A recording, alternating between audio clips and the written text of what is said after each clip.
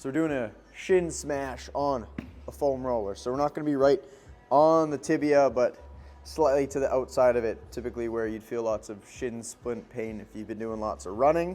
It'll take a little bit of time to find a good position to get into here, but we're going to start from the top and work our way down. So right now I'm going to have my other knee just on the floor, kind of leaning towards that outside just a little bit. Find that meat, find that sensitive part on the shin. And you can kind of just ease into it. Use your breath to let the brain know that this is okay. And then our goal right now is to get to a point where you can kind of scrub. Where you're trying to take those tissues and you're trying to like break them apart because they can get really stiff. If they've been beaten down a lot, they're supposed to slide and glide and things are supposed to move and work together, and sometimes that doesn't happen. So scrub back and forth. Not right on the bone again, but we're on the meaty side. And then we can add in a whole bunch of different techniques into this. So scrubbing is, like we said, like we're grabbing the tissue and trying to move it around. More of a smash or a pulse would be like a typical foam roller method. You can go forwards, backwards. You can go side to side. And another good one is you can free up the foot and the ankle of that working leg. And you get some movement in here. Using your body weight to lean on your thigh or your hand, push some extra weight into there if you can tolerate it. And then breathe.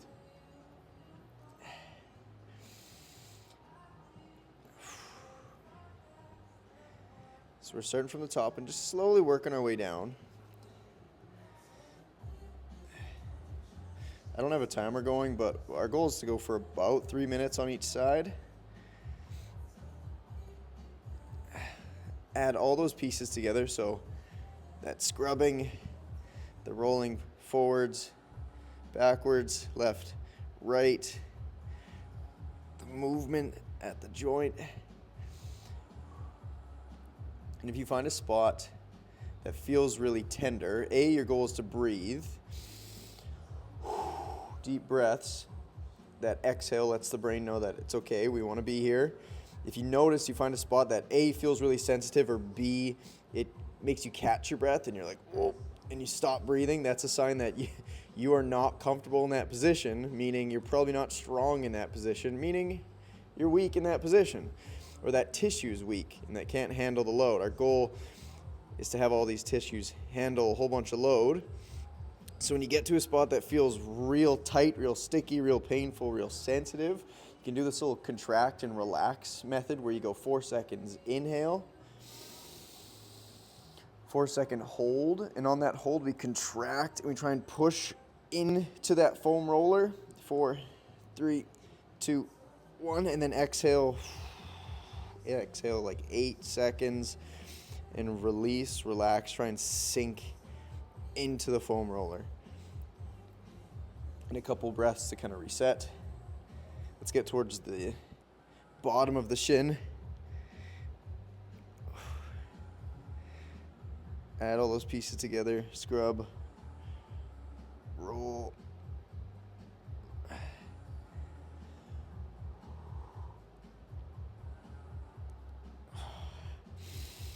Try a little contract and relax. So inhale, hold, contract, squeeze, 3, 2, 1, and then exhale. Release.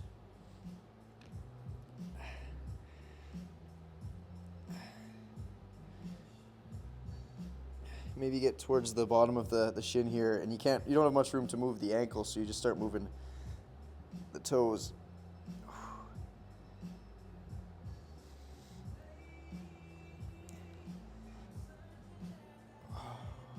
One last little stop at the bottom. Can redo all of this with a lacrosse ball. Can really narrow in on some tight areas. That's good. Take a little bit of a breather, and then you could do a little test on one side. So kind of sit back on your feet. Notice the difference between the side that you just worked on and the side that you didn't. Do you feel longer? Do you feel like you have a little more range here? Do things feel just a little more softer and suppler? More supple? I don't think suppler is a word. Might be. But yeah, notice what you feel, and then we'll go same thing. Other side. Start from the top.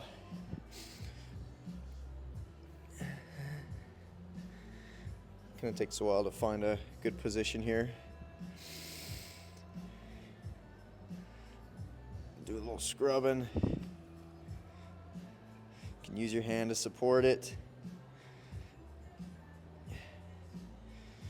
But yeah, going back to if you want to use a lacrosse ball, you can actually get into the corners a lot more as well, like right in where the kind of like the femur and the tibia meet. And then same thing towards the bottom of the shin where it meets the ankle. You can really get into those corners, and then you can get right up against the tibia. That feels terrible when you get there for sure, but terrible in a good way.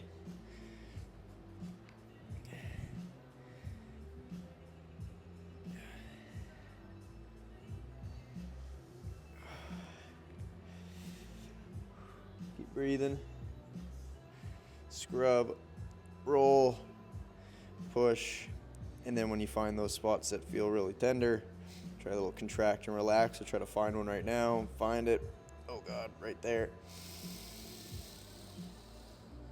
Hold, contract, push, 2, 1.